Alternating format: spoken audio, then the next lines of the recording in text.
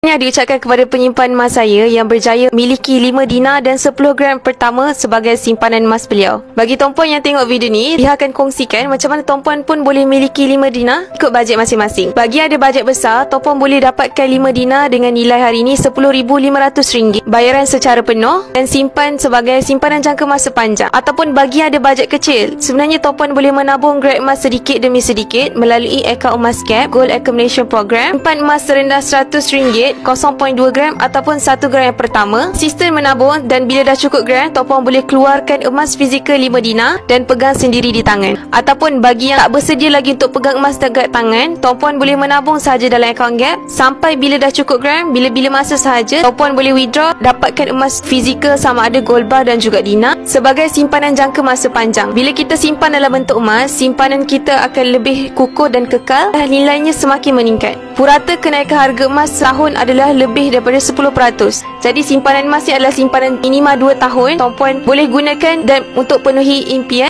2 tahun akan datang. Bagi yang nak biar bantu untuk simpan emas dengan ilmu di Public Gold, boleh rujuk pin video atau klik link kat bio. Nak lebih banyak ilmu emas dan kewangan, boleh follow Biar rapat-rapat.